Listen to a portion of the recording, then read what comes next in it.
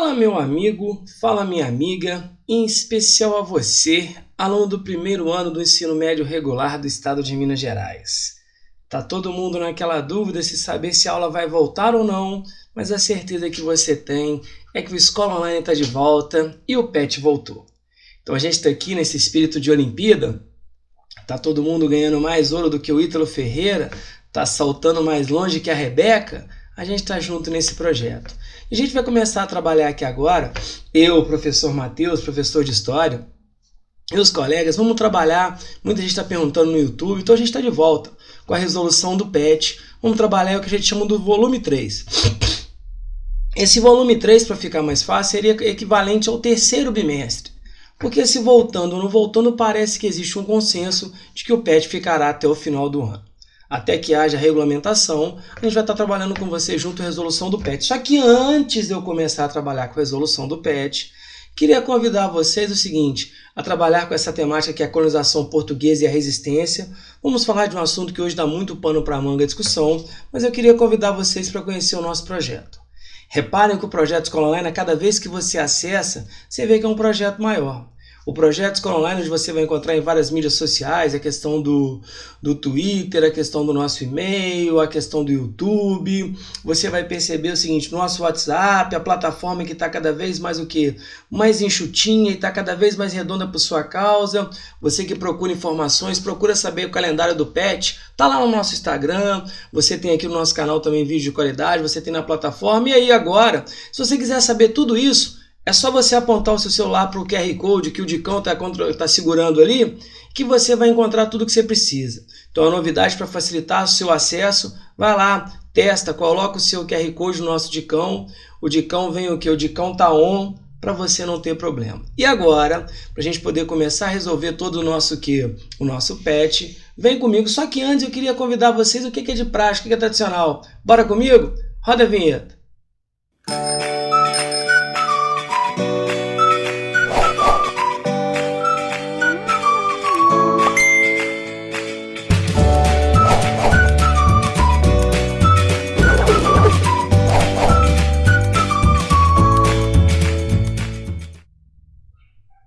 Bacana, né? Vamos começar a trabalhar, porque tempo é dinheiro e dizem que o professor está sempre sem tempo. Galera, então o tema é o seguinte, vamos começar por uma apresentação aqui rápida. O trabalho escravo no Brasil começou nos primórdios da colonização portuguesa com a escravização dos povos originários. Quando eu falo povos originários aqui, lá no iniciozinho do descobrimento, alguns índios já foram usados. Mesmo que houvesse um combate por parte da Igreja Católica, você tem a escravização do índio. A escravidão do indígena só vai ser de fato proibida lá durante a Era Pombalina, salvo engano, em 1755. Durante um tempo você meio que faz vista grossa o que se fazia com o índio. Mas ok, lá no iniciozinho você já usava o índio. Foi mantido mesmo depois que os africanos foram trazidos para o Brasil na condição de escravizados a partir da década de 1530. Lembrando que esses indígenas aqui eram escravizados quando eles não aceitavam por bem a catequese e havia uma justificativa por parte dos portugueses, que era a tal da guerra justa.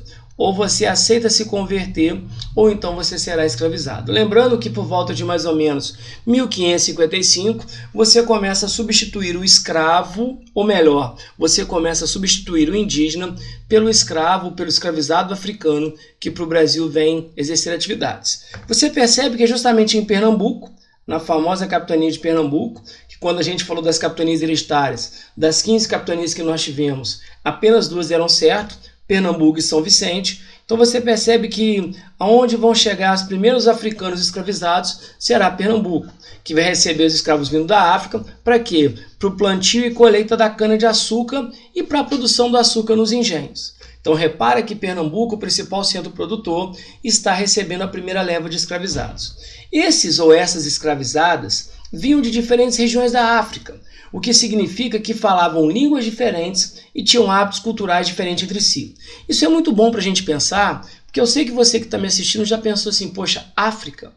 Você já reparou que às vezes a gente acha que a África é uma coisa só? Ao africano. Você desconsidera que lá você tem mais de 50, salvo engano, 54 ou 56 países, mas você fala da África continente como se fosse uma coisa só. Então você tem uma leva muito grande de escravizados que vêm para cá, bantos, sudaneses, que vêm de várias regiões e que quando vêm de lá para cá, na travessia do Atlântico, perdem completamente a identidade. No Nordeste, na agricultura, o trabalho dos africanos e das africanas também foi amplamente utilizado nas plantações de algodão do Maranhão. Repare que nós temos aqui em cima, galera, vejam vocês, o mapa da capitania de Pernambuco, uma das que mais prospera, principalmente por causa da economia açucareira, mas muito por causa do braço do trabalho do africano. Beleza? Então vamos lá. Durante o século XVIII, tá, galera, vejam vocês, de 1701 até 1800, as minas de ouro e de diamantes da capitania de Minas Gerais foram escavadas por escravizados nascidos na África. Então repara que eles vão participar, galera, da economia desde a época da cana-de-açúcar, quando foram mão de obra predominante, show de bola. Depois, quando o cana-de-açúcar entra em declínio, os escravizados vão ter participação decisiva na mineração. Repara que a nossa economia ela é construída através do braço do escravizado. No século XIX, no Brasil, principalmente durante o Segundo Reinado, foi a época da expansão das lavouras de café na região sudeste, sobretudo no Vale do Paraíba, entre a região do Rio de Janeiro, São Paulo e Minas Gerais, São Paulo e o sul de Minas. Tá? Você tem o Vale do Paraíba e você tem o Oeste Paulista, onde o café vai bombar. O emprego de mão de obra de escravizados continuou mesmo depois da chegada de imigrantes europeus. Por quê? Porque já há uma pressão interna e uma pressão externa, principalmente por causa da Inglaterra, para que dificulte a chegada de escravos. Mas mesmo assim, você ainda utilizava. O Brasil, olha só, galera, foi o último país das Américas a abolir a escravidão, o que só aconteceu com a Lei Áurea, em 13 de maio de 1888. Enquanto a escravidão existiu, existiram diversas formas de resistência. Porque a gente acha, alguns de repente pensam nisso, o africano ele vem para cá porque ele aceita. Gente, se o africano ele aceitasse de boa a condição de escravo, você não teria essas formas de resistência. Mas eu sei que você está se perguntando, quais são essas formas de resistência? Não se deve considerar como forma de resistência ao sistema escravista só as fugas ou rebeliões generalizadas e violentas. Você acha assim, não, o escravo fugiu, houve uma rebelião? Não. Existia também uma resistência cotidiana. Defesa da vida privada, ou seja, você quer ter o seu espaço, você quer ter, por exemplo, a sua vida, por mais difícil que fosse. Alguns tentavam. Sabotagem, muitos escravizados sabotavam o maquinário para de repente não ter que trabalhar. Roubos, atrasos intencionais de você sair da senzala, aquela preguiça, uso sutil do sarcasmo e da ironia em relação aos brancos, a música e os cultos africanos, tá? Que mesmo combatido pela igreja, realmente o que? Sobreviveram a muitas perseguições e dificuldades, misturando-se com o cristianismo. Por isso que quando a gente fala sobre a ideia do sincretismo religioso, isso foi uma forma de resistência quando alguns africanos pegavam lá suas divindades, galera, e o que acontece? Travestiam com roupas católicas e vice-versa, para de certa forma ser aceito. Então isso era uma forma de você manter viva o seu laço de memória com a sua terra natal. Desempenharam um grande papel na manutenção da unidade de cada comunidade negra. Então vejam, você tem variadas formas de resistência. Bom, onde houve escravidão, houve a resistência, e de vários tipos.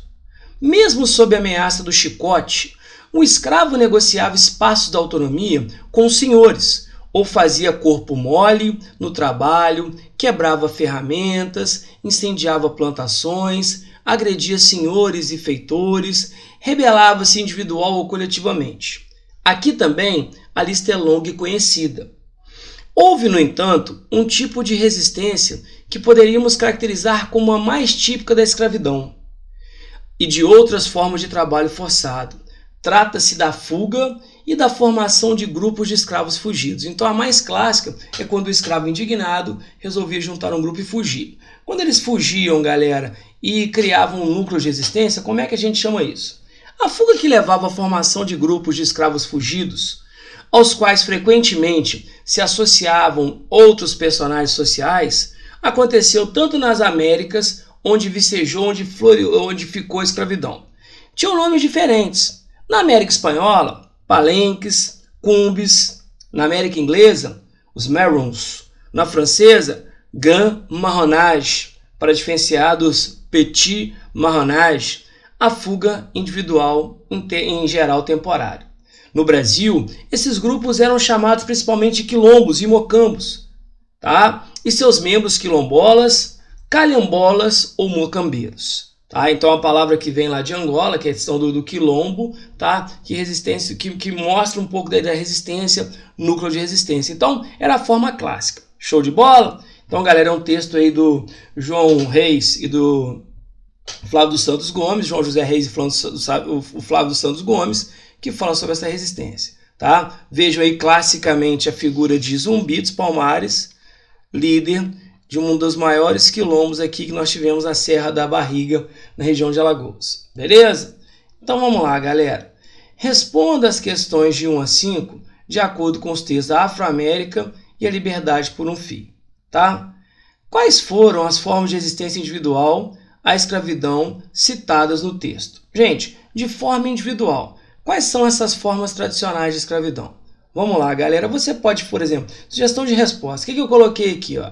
Gente, nos dois textos, a gente vai ver o seguinte, várias formas de resistência individual, como, por exemplo, sabotagem, que você pode lá sabotar, por exemplo, um engenho, o sarcasmo e ironia contra os senhores, os atrasos, que às vezes a gente pode falar sobre a ideia do corpo mole, as fugas individuais, quando o cara agride o senhor. Então isso, de certa forma, é a sua resistência. Alguns, na verdade, chegavam a fazer greve de fome, tá? Então são essas formas que ficaram muito claras, descritas nos dois textos. Beleza?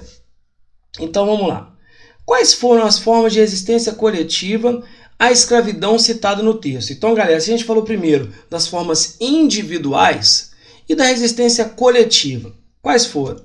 Vamos lá, galera. A gente pode falar o seguinte, tá? De forma coletiva, por mais que seja criticado, as rebeliões generalizadas, por exemplo, a ideia de você praticar a música, que era feita por quê? Por grupos, a prática de cultos africanos, como a gente falou o seguinte, tá? E a formação dos quilombos. Isso tudo, de certa forma, é o seguinte, é uma forma de resistência coletiva. Repare que eu tenho resistência individual, mas eu também tenho que pensar muito na coletividade. Beleza? Tranquilo? Então vamos lá, meu povo. E a questão de número 3. Quais outras formas de resistência individual à escravidão podem ter acontecido e aconteceram e que os textos não mencionam? Você que está me assistindo, o que mais podia acontecer? Galera, eu coloquei para vocês aqui, olha só, como sugestão, por exemplo, quantas e quantas mulheres não abortaram para que o filho não crescesse e sofresse a condição de escravo como as mães e pais? Suicídios. Quantas mães não matavam seus filhos na ótica do aborto para que não crescesse como escravo? A capoeira. Tá? Às vezes você começa a pensar, mas tem que ser em grupo, mas você aprende de forma individual. Como forma de quê? Como forma de resistência. Então, mesmo não citado, existiam. Beleza? Então é bom a gente ficar atento a isso. Como também é o seguinte, o autor do primeiro texto diz que houve uma resistência à escravidão através da manutenção da cultura original dos escravizados. Que fatores culturais ele menciona? Gente, como é que eu faço para manter a minha cultura viva? A minha memória, por mais difícil, eu falo que uma vez eu vi uma palestra, eu achei fantástica, estava em Paraty, vi uma palestra do Lázaro Ramos, até comprei um livro dele, se vocês tiverem oportunidade, leiam o livro chamado Na Minha Pele. E ele fala algo curioso. Quando os africanos trazidos da África para cá, numa viagem longa, às vezes 2 meses, nos chamados navios negreiros, muitos perdiam completamente a sua identidade. Porque aqui eles chegavam, eram comprados como mercadoria, eram rebatizados, você dava o nome que queria. Então, uma forma que eles mantiveram para o quê? Para ter um vínculo, um link com a cultura local, o que a gente viu? A questão da música, tá? O próprio autor Ciro Flammarion do primeiro texto, ele fala isso. Você menciona a música, como exemplo, daqui a pouco a gente vai falar um pouco mais sobre o lundu, tá? Os cultos, como a gente fala do sincretismo, né? De você pegar, por exemplo, elementos africanos e misturar um pouco com elementos católicos, mesmo que a Igreja Católica viesse com o discurso de que o escravo não tem alma, logo ele não tem salvação, e a gente, de forma pejorativa no Brasil, quando fala de religiões de matrizes africanas, a gente popularmente chama de macumba. Mas se você pega a história do candomblé, da Umbanda, isso faz parte de uma resistência cultural, que mesmo combatido era praticado, porque era uma forma de você se ligar, se vincular à sua memória. Show de bola? Então, galera, isso é bom para a gente poder entender, tá? Então, vamos lá. Questão de número 5. Qual foi o tipo de resistência mais típico da escravidão, de acordo com os autores do segundo texto? Do João Gomes, lá do Flávio Gomes, José Reis. Então, olha só, o que ele fala muito claro? Ele fala das fugas, fazendo uma comparação, e a gente percebe que a forma mais comum foram os quilombos, né? Alguns chamados de mocambos aqui no Brasil. Então ele vai falando de várias formas, na América Espanhola, na América Francesa, e ele enfatiza a questão dos quilombos, que era um núcleo de resistência. E a sua população quilombola. Repara que quando nós começamos a campanha da vacinação aqui no Brasil, você elenca ainda grupos quilombolas como sendo o quê? Como sendo prioridades. Sugiro que vocês tiverem oportunidade, leiam, galera, esse livro do Clóvis Moura, Quilombos, Resistência ao Escravismo, para nos remeter a essa ideia de quanto é importante. Vejam que ainda existem núcleos, tá? Tem aqui o quilombo de Ivaporunduva. Então você percebe que a população quilombola, ela de certa forma mostra essa resistência. Show? Então o segundo texto ele fala muito sobre, enquanto o outro ele realmente vai esmiuçando, o segundo ele enfatiza muito essa questão. Show de bola? Beleza, galera? Então vamos lá. Bom, e aí uma outra questão aqui é o seguinte, essa é uma imagem, o que você está vendo aqui? Você fala, opa, peraí, uma pintura clássica, né? Uma pintura do Rugendas, tá? Identifique a forma de resistência cultural à escravidão retratada na imagem. Galera, o que eu estou vendo aí? Classicamente eu estou vendo a capoeira, né, galera? Então, você está vendo a resistência seguinte, feita através da capoeira. Que os escravos alegavam ser uma dança, mas ao mesmo tempo o que era, povo? Tá? Era uma forma de você começar a treinar golpes e que serviam como quê? Como resistência. E aí, gente, eu estou dando a dica. Se vocês tiverem oportunidade, nesse friozinho que está fazendo, se você tiver de bobeira, assistam esse filme, Besouro, que ele vai falar muito sobre a questão da capoeira e também sobre a questão do quê, galera? Do sincretismo, do candomblé, para você entender um pouco a questão dos orixás, vale muito a pena. Beleza? Tá massa? Já acabou? Deixa eu ver. Salvo engano, tem a questão de número 7. Olha essa imagem aqui, tá? Olha essa imagem aqui de uma mulher, repara o seguinte, uma roda. Então é o seguinte, Lundu é uma dança de origem africana, tá? A questão de Angola, como eu falei, que vem do Calundu. Inspirou o pintor alemão Johann Moritz Rugendas. Analisando a imagem, quais considerações você pode fazer sobre o Lundu? Galera, quando eu peço considerações seria uma resposta pessoal, mas eu coloquei uma sugestão aqui para você. O que eu coloquei aqui, galera? Olha só. A gente vê aqui na imagem a prática do Lundu, como eu falei, o Calundu, que é uma dança que foi trazida por escravizados de Angola e do Congo. Tá? A história do Lundu é o seguinte, você percebe muito claro a sensualidade. A mulher, normalmente ela vai para o quê? Para o centro da roda, e ela começa a dançar de forma sensual e reverente, e aí você tem o quê? O cortejo dos homens. Quando ela aceita, eles falam o seguinte, que a mulher, quando aceita um deles, ela vai dando fora, e quando ela aceita, ela vai praticar a ideia da umbigada, de você colocar umbigo com umbigo, tá? A gente fala do machixe, e muita gente fala que é o seguinte, tá? Que o Lundu, ele tem uma contribuição muito grande sobre a ideia da origem do samba, porque você traz os batuques africanos, mistura um pouco com o quê? Com a dança, com o fandango europeu. Então, o Lundu, ele realmente mostra isso, é um momento de descontração. E, claro, um momento de fazer com que o africano lembrasse as suas origens. Show de bola? Então, moçada, esse aqui foi o PET da primeira semana, do nosso terceiro bimestre aí. Espero mais uma vez ter contribuído. E se você conhece alguém que está interessado em fazer, por exemplo, o Enem, que você já tem interesse, estamos aí com um projeto completamente gratuito, semanalmente ao vivo, o nosso projeto Enem, Eu Não Erro Mais. Se você tiver oportunidade, conto com você ou passe adiante, porque educação de qualidade não tem hora nem lugar. Beijo para vocês. Fiquem com Deus e até a próxima. Tchau, tchau.